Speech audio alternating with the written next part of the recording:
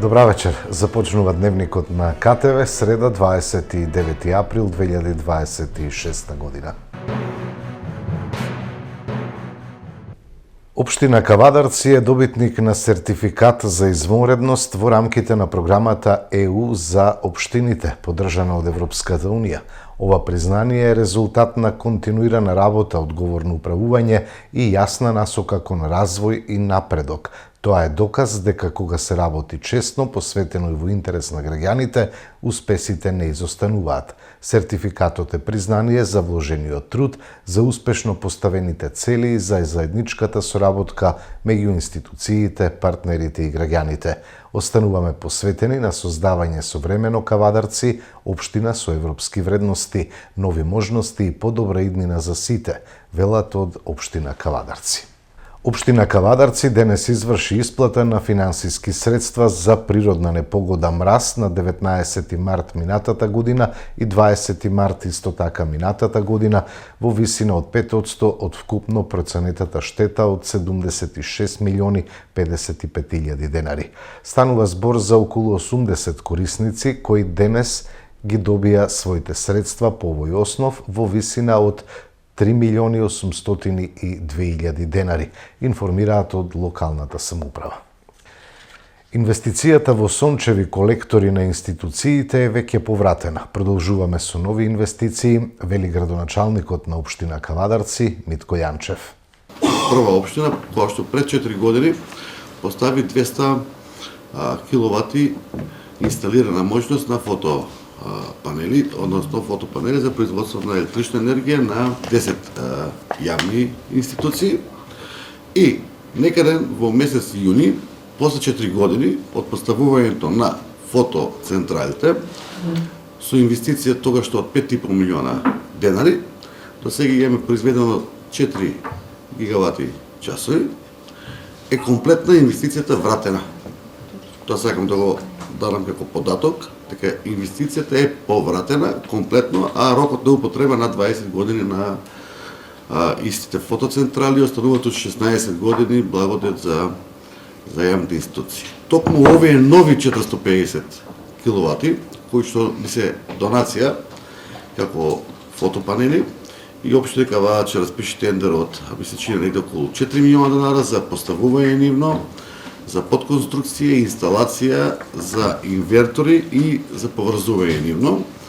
Покрај нашите општински институции као детските градинки, Домот на културата, дополнување на општината и други 8 институции, општина Кавадарци, еве со вашата одлука на совет, со нашиот предлог, се охрабри и донира од истите фотопанели да монтира во општа болница 70 киловати фотоцентрала, која што, само за информација на јавноста, трошковите на општата болница ќе ги намали негде за 40 до 50 денари на месечно ниво. Или на годишно ниво ќе ги намале трошковите за 10.000 евра, кои што како пари ќе остануваат во општата болница за подобрување на условите или за купување на некаква опрема. Исто се донесе одлука и за поставување на 25 киловатна централа според потрошувачите на Основниот суд, и Основниот суд како јавна институција, како суд ќе добие централа донацијски, каде што се намале потрошувачите на струја, и 450 киловати и 200 претходни, тоа се 650 киловати производство на електрична енергија инсталирана моќност, и текако е значајна за општина Кавадарци и за еколошка гледна точка и во делот на обновливи извори. Тоа е правиот потек и пат како се грижиме директно за и животната средина, и за намалување на трошковите, и за подобрување на условите на сите јавни институции. Од друга страна, како импакт кој што го заштедуваме, целата заштеда ја враќаме назад во исти институции, а со тоа овозможивме да нашите образовни школи, како основни, средни, градинки и останато, со тие средства кои што ги заштедуваат да ги подобруваат условите во самите училишта, кои што се на завидно добро добро ниво. Еколошкиот момент и така кој е многу битен во ова работа и нема да застанеме тука. Ние веќе работиме на нови 20 локации каде што ќе се постават нови фотопанели со однапред направена анализа врз основа на годишна потрошувачка на енергија во делот на тоа колку треба да се инсталира фотоцентрала за да може да биде оправдана инвестицијата и средствата да бидат повратни. И да не забораваме дека општина Кавадарци беше прва општина која што пред 3 години даде кофинансирање до 50% на инсталирање на фотоцентрала за индивидуални домувања и за куќи. 35 проекти поминаа, тоа се 35 куќи кои што добија мислечине по 8 или 10 киловати инсталирана моќност на фотопанели, а општина Кавадарци им блок дотираше, одnosno им санкционираше 50% од коштењето на самата централа. Ново урбанизирано катче на улица Слога во Кавадарци. Паркчето хортикултурно го уредија и опремија општина Кавадарци во соработка со Виена Иншуренс Груп. Општина Кавадарци во соработка со Македонија АД Виена Иншуренс Груп денес го уреди новото паркче на улица Слога преку садење цвеќе и хортикултурно уредување на просторот. Компанијата донираше 2 шах гарнитури, 1 маса, 5 клупи и 5 жардинери, а активно се вклучи и во озеленувањето на просторот. Вкупната вредност на донацијата изнесува 68.000 денари. Цвеќето и расчистувањето на просторот беа обезбедени од јавното претпријатие Комуналец Кавадарци, додека поплочувањето и изведбата на паркот ги реализираше АС машини.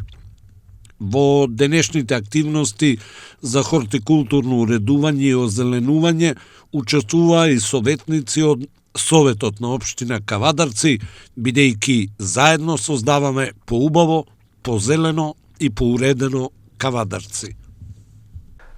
По успешната меѓуклупска средба организирана од хуманитарната организација Lions Клуб Тиквеш, собраните средства преку аукција на домашни производи беа насочени кон подобрување на условите во јавната здравствена установа Општа болница Кавадарци.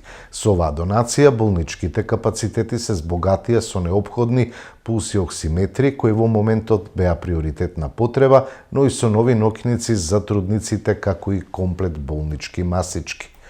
Од Lions Клуб Тиквеш порачуваат дека нивната мисија е јасна, да се биде секогаш таму каде што е најпотребно за доброто на заедницата. Членовите на клубот велат дека за нив е чест да се биде дел од ова семејство кое несебично дава, без да бара ништо за возврат. Тие продолжуваат посветено да работат, водени од своето мото «Служиме и се дружиме», ветувајќи дека ова е само една во низата хуманитарни активности кои следуваат.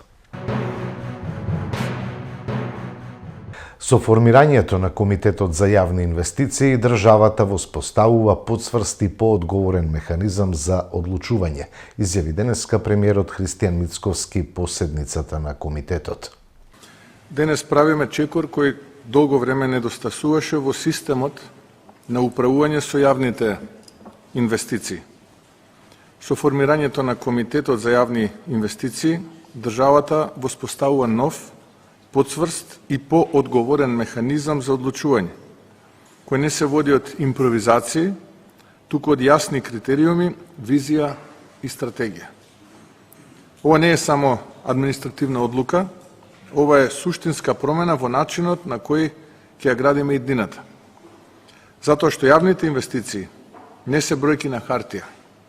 Тие се патишта по кои се движи економијата, училишта во кои учат нашите деца, болници во кои се лекуваат нашите граѓани, енергетски капацитети кои ја гарантираат стабилноста на државата. Целта што ја поставуваме е јасна. Секој денар од буџетот да биде насочен таму каде што создава најголема вредност. Таму каде што носи раст, отвара работни места и го подобрува квалитетот на животот. Времето на стихино планирање заврши, доаѓа време на систем, одговорност и резултати.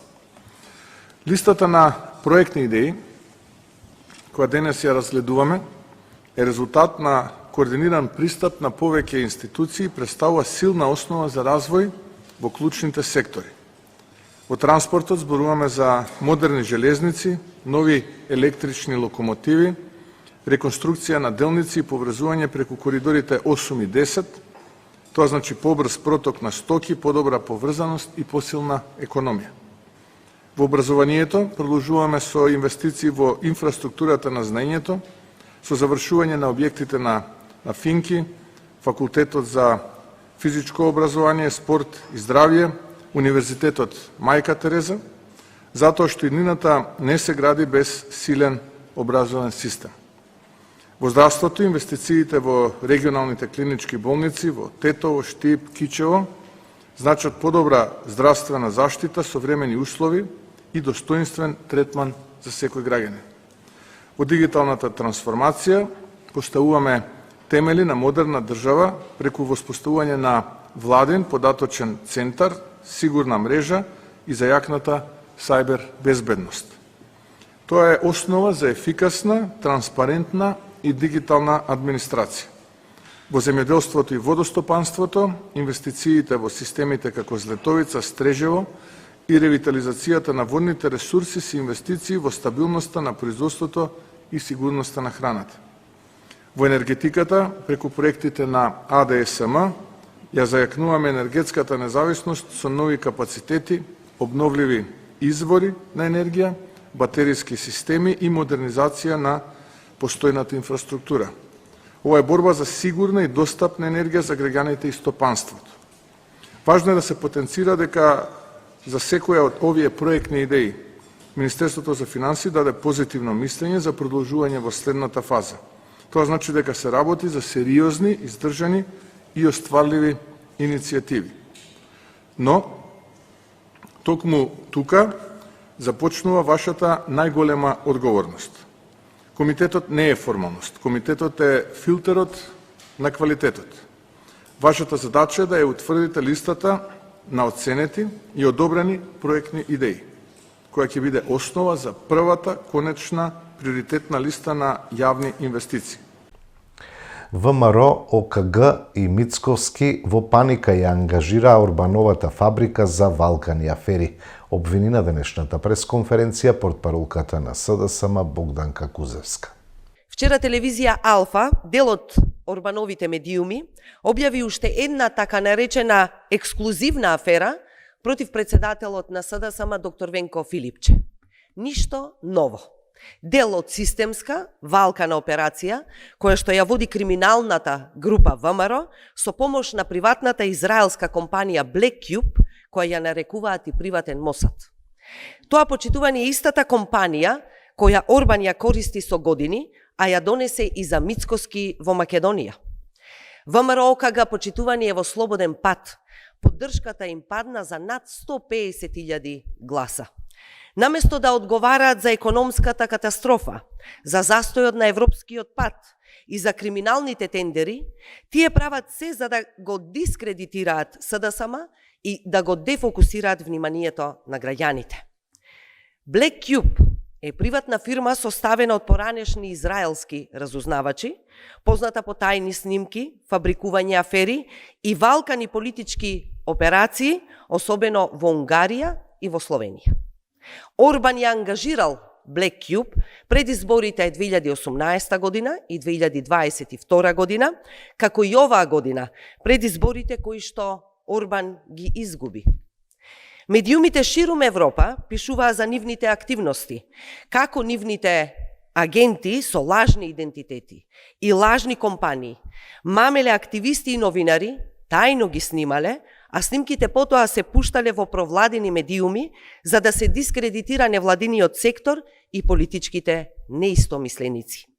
Еве, позади мене ги гледате дел од тие надписи. Оваа година биле задолжени за Петер Маѓар, идниот премиер на Унгарија. Сакале да објават снимки од неговата спална соба и да направат лажна афера. Нивните методи почитувани не познаваат граници, а моралот им е целосна непознаница. Само пред неколку недели Пред парламентарните избори во март годинава, Black Cube повторно интервенирала, овај пат во Словенија во интерес на Јанес Јанча. Словенечката влада ова го квалификувала како директно странско мешање во изборите. Мицкоски сега го копира истиот модел. Истата Black Cube работи и во Македонија. Како што најавивме пред неколку недели, Black Cube имале состанок со представници на ВМРО и со еден голем бизнисмен, близок до Христијан Мицкоски и финансиер на ВМРО. Состанокот се случил во еден луксузен хотел во Скопје. Мицкоски и криминалната организација ВМРО сега ги користат за да го нападнат СДСМ и да го сокријат сопствениот неуспех. Со исти методи, тајни снимки, следење, фабрикувани афери и Орбанови медиуми како дистрибутери. ВМРО ОКГ не води држава. Таа води валка на војна против сопствениот народ. Ние нема да дозволиме Black Cube, Орбан и Мицкоски да ја одредуваат иднината на Македонија. Бараме од обвинителството да отвори истрага за ангажирање на Black Cube од страна на Мицкоски и ВМРО ОКГ. Јавна објава на сите странски операции на територијата на државата. АНБ не смее ова да го дозволува. Демократијата не се брани со шпионски фирми, се брани со гласот на граѓаните. Наскоро доаѓа времето на вистината, а потоа и на правдата и одговорноста за сите овие дела. Граѓани на Македонија, видовте дека автократијата и диктаторите мораат да паднат. Нашето место е во Европа, а не да бидеме заложници на оваа криминална банда. Унгарија покажа дека можеме и ние. Нема да престанеме во одбраната на слободата и на демократијата. Можете да фабрикувате афери и да правите лажни вести, де фокусот веќе не поминува. Граѓаните гледаат се и сега знаат се. Членот на извршниот одбор на Филипче и Заев, Рубин Земон, тврди дека Гоце Делчев не направил ништо за Македонија и не е битен за македонскиот идентитет. Беше речено на денешната пресконференција на ВМРО-ДПМН. Членот на извршниот одбор на Филипче и Заев, Рубин Земон, тврди дека Гоце Делчев не направил ништо за Македонија и не е битен за македонскиот идентитет. Директорот на Центарот за напредни истражувања на Социјалдемократскиот сојуз и сегашен член на извршниот одбор, Рубин Земон, кој е исто така и поранешен посебен советник во владата предводена од Зоран Заев, јавно на социјалните медиуми вели: не му е толку важно она што го има направено Гоце Делчев за Македонија и не му е јасно зошто толку македонскиот народ му се восхитува. Почитувани граѓани, ве замолувам сите заедно да ја проследиме изјавата на Рубин Земон. А за Гоце Делчев исто е. За мене Гоце Делчев, каде се тој мит станал Гоце Делчев, значи дека го спустиме тоа на објективно научно ниво, за мене, за македонски идентитет, многу позаслужени се Крстен Мисирков, Димитрија Чуповски, дека некој што е Гоце Делчев, кој што ништо не напишал од животот, ни една битка не извојувал никаде, така ли? А каде се мит направил Гоце Делчев? Зашто? Така ли? Ама тоа е друга работа, тоа е колективна меморија, не може да се меша колективна меморија. Се направите проблем сега. Ама не, јас сум научник, немаше проблем, треба аргументи и докази. Која книга Гоце Делчев ја напишал? Што напишал човекот? Која битка Гоце Делчев ја војувал некаде? Што војувал, каде? Почитувани, ВМРО-ДПМН е остро ја осудува оваа изјава на другарот на Заев и Филипче, Рубин Земон, кој јавно и без срам вели дека Гоце Делчев е мит, дека не издвојувал ни една битка и дека не напишал ништо што денес е од важност. По ова јасно се гледа дека на СДС воопшто не им е гајле ниту за Македонија, ниту за македонскиот идентитет, ниту за македонскиот народ. Очигледно е дека ова не е личен став само на Филипче, туку дека ова е образец на СДС. И ова е тоа околу што СДС постојано гравитира. Релативизација на македонскиот идентитет, отстапки без гаранции и целосна рамнодушност кон она за што генерации македонци се бореле и жртвувале.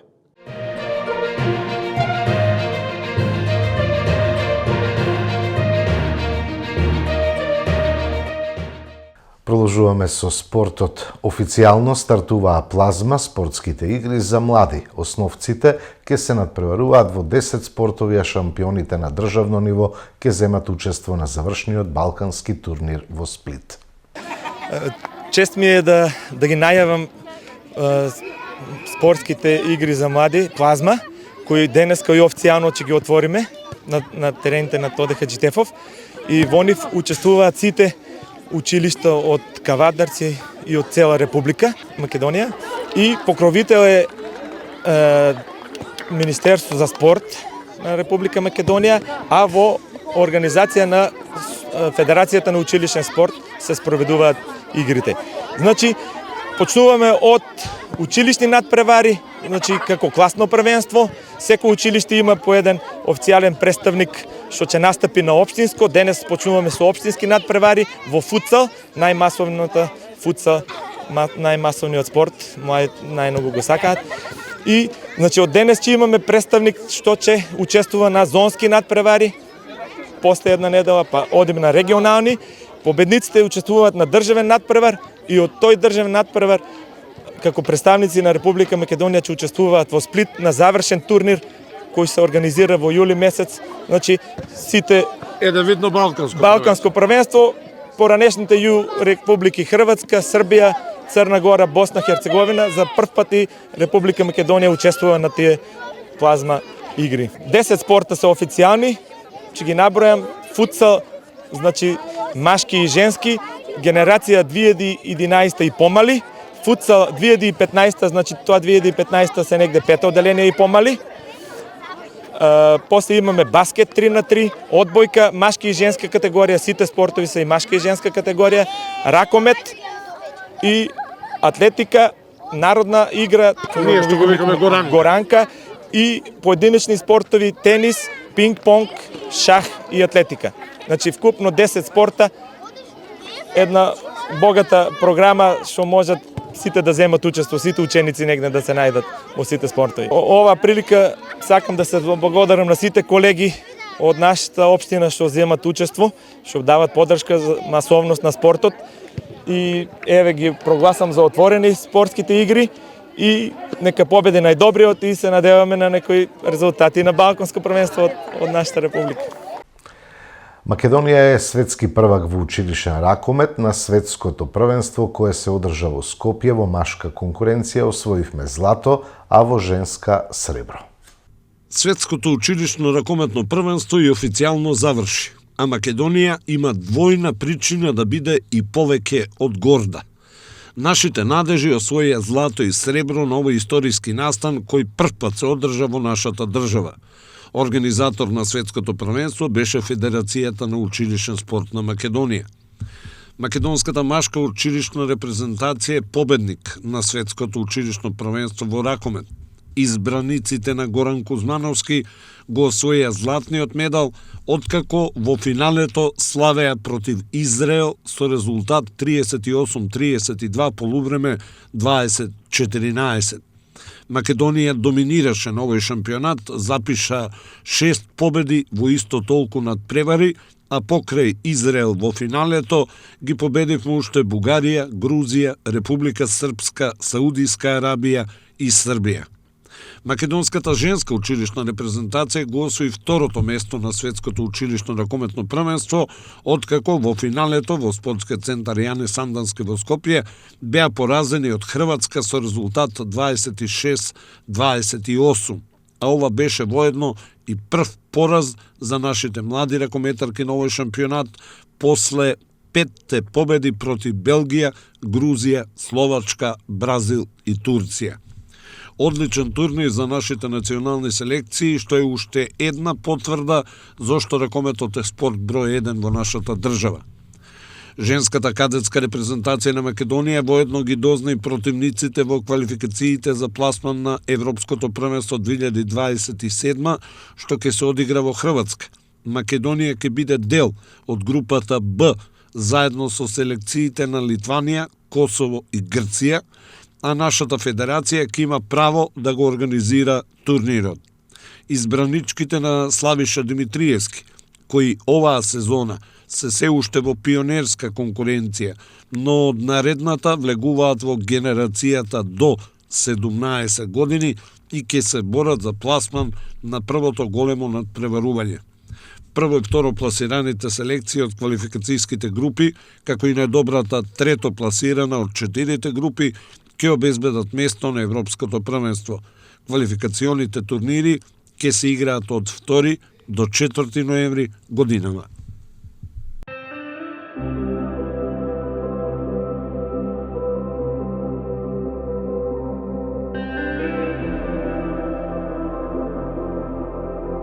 Утре под влијание на влажна и постудена воздушна маса ќе биде облачно со врнежи од дожд кои наместа ќе бидат поубилни од 15 до 20 литри на метар квадратен.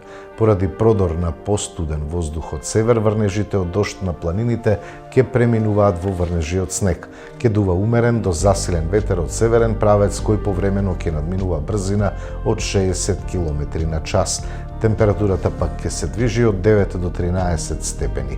Од петок до крајот на неделава ќе се задржи променливо облачно со повремени врнежи од дожд. Ќе дува умерен до засилен ветер од северен правец кој повремено ќе надминува брзина од 60 км. Температурата ќе биде во опаѓање, а утринската наместа ќе се спушти и под нула. Од понеделник следува стабилизирање на времето и пораст на дневната температура. Прогнозата за времето беше последна содржина во Дневникот. Благодарам што бевте со нас, имајте пријатна вечер.